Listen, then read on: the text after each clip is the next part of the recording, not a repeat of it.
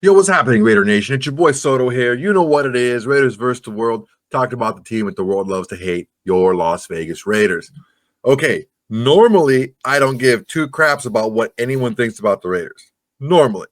But that's not to say that there isn't some useful information when you look into the minds of other executives and what they think about the Raiders.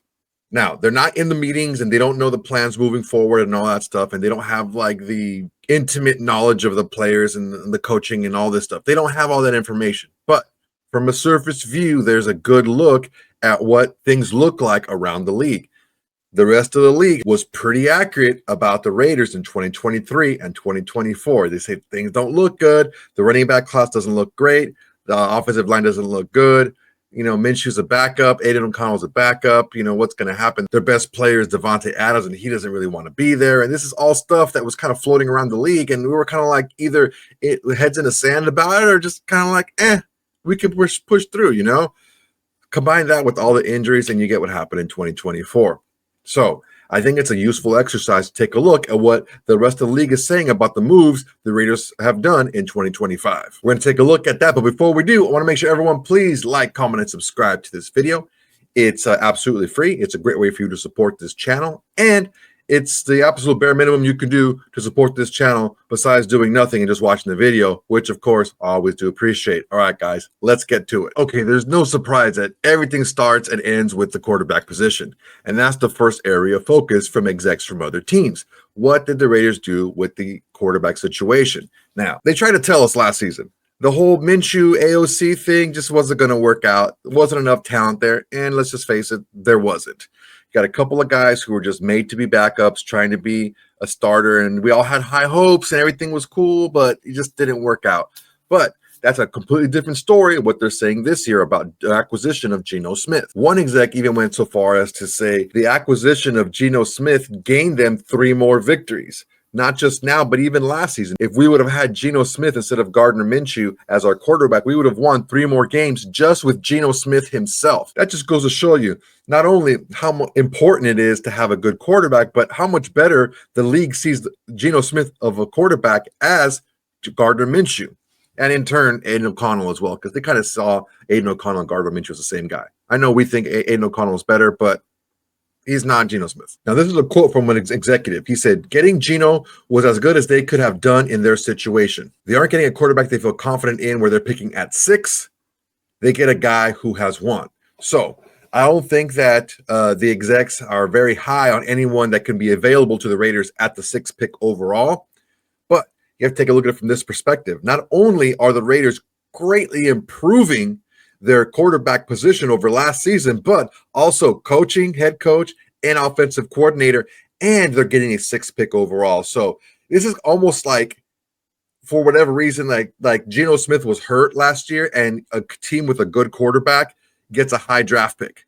Because, you know, that's basically what's happening here. I don't think anyone in the top 10-ish even has a quarterback as good right now as Geno Smith is on the Raiders. Another exec was saying everything's staying the same as it was last season with Geno Smith. They can win 8 to 9 games. Even with what the executive said was Geno Smith's inconsistencies.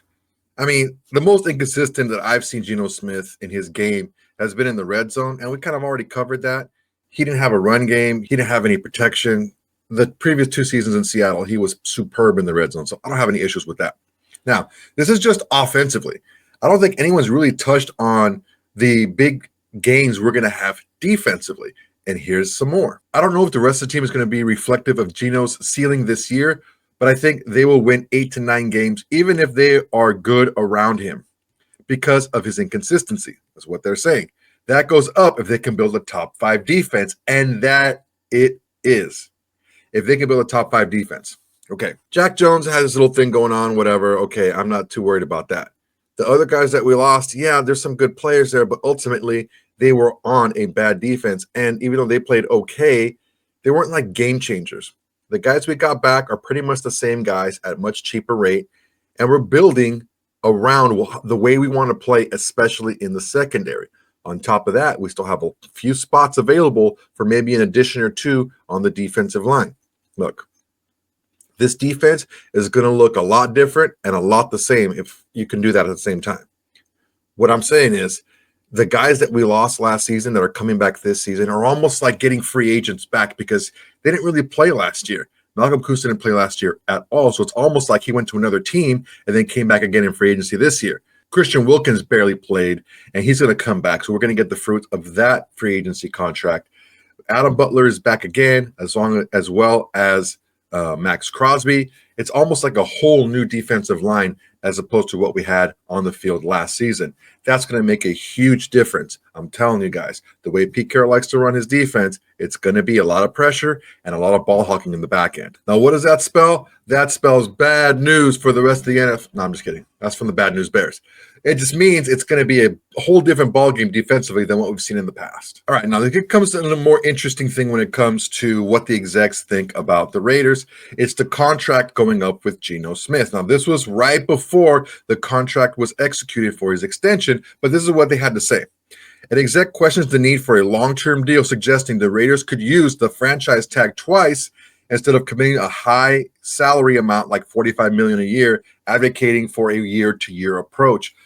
This is what he said exactly. They can franchise him twice, so why would they lock themselves into him unnecessarily? Tom Brady is not going to rip up his current deal and give him $45 million a year. They should go year to year. That's pretty much what they did.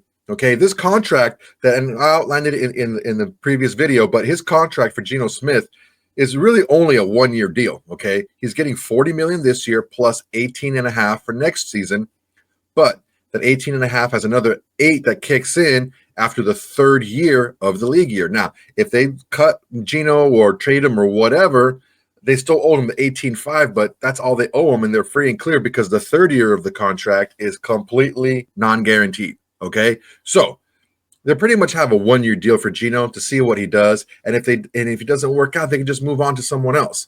If they draft a rookie who they're really high on, they can just go somewhere else. Simple, right? Yeah, it makes a lot of sense, and I think the executives around the league see it the same way. They're like, look, we like Geno Smith, we don't love him from what he's shown us. Now, if we can get him a much better defense that he had in Seattle, maybe some better tools that he had in Seattle, okay, I understand that because I do think, let's say, for example, if the Raiders draft Ashton Jeanty at 6, he's better than any running back he's ever played with in Seattle, all right? And he's got Brock Bowers, who's a better tight end he's ever had in Seattle. Now, he had great receivers in Seattle. I'm not going to say that he didn't, but we can build towards those weapons, and especially with a Chip Kelly-led offense, I think he's going to have a lot more tools to work with to build a stronger offense with the Raiders. So look, not loving Geno Smith is one thing, but calling him a backup and this and that, the stuff that we've heard in the past 2 seasons about Jimmy G, and I don't know if he's a starting quarterback anymore, and blah, blah, blah, and this and that, and it's a lot of noise surrounding the quarterback position from the previous seasons after moving on from Derek Carr. This is a type of move that should have been made then, but wasn't. Now it's made, and we can build around the quarterback, but also hedging our bets and not going all in on a specific person because we don't know how it's going to work out yet. Now, the execs really liked the moves the Raiders did as far as extending Maxx Crosby when they did, because there was kind of like, some noise around the league that Myles Garrett was going to get paid. So you know what? Get Maxx Crosby paid. And now he's like, the third highest paid defensive lineman in the league. And he was the first for like a couple of days. Now Danielle Hunter passed him on an annual per year basis. So really smart. The execs around the league really liked the Raiders doing the deal when they did with Maxx Crosby. They made him the highest paid for a little while. Other people surpassed him, whatever. Maxx Crosby's happy. He got paid. He wants to stay a Raider. Great. Also, they did talk about losing players like Trevon Merrick and Robert Spillane and this and that, but they said they got players that are just as good, maybe even better in the system they're going to play with Pete Carroll and Patrick Graham and Jeremy Chin and Landon Roberts at 40% of the cost. Damn, that is some great exec work. And these are the things that execs really look at. They look at the stuff like, man, they got guys who were just as good as the guys that left for less than half the price. That shows a huge props to the Raiders from the other execs around the league who are able to piece together this team at a fraction of the cost. And what does that do? That gives you the ability to get bigger, better players at other positions when you're not using them all on overpriced players who left to go in free agency. Now, they did say they have another spot or two to fill at the cornerback spot, which we all know it needs to get filled either through free agency or through the draft. But look, we're in a good spot right now. The health is going to be a major thing, but I don't see us going through that major health scare that we did last season again this year. It's just, I don't know, man. I don't know whether it wasn't a very good preparation, a very good prehab or anything done. I don't know whether it's a little bit of a lack of experience for AP getting these guys ready to go for the season. I don't know what it was, but it happened. But that's in the past. I don't see it happening again for us. If we can keep this defense healthy and we can give Geno Smith some good things around him, I think we can have a pretty good turnaround this season. And I think the execs in the NFL see the same thing. All right, guys, that's my time for today. I really appreciate you guys watching. Go ahead and like, comment, and subscribe to this video. It's a great way to support the channel. It's absolutely free, and it's the bare minimum you can do to support this channel besides doing absolutely nothing and just watching the video, which, of course, I always do appreciate. All right, guys, till next time, everybody. Peace. Hey, Raider Nation. Thanks for watching. There's plenty more where that came from. Go ahead and smash that like button. Drop a comment. Make sure to subscribe and share to all your socials. It's the bare minimum you can do without doing absolutely nothing.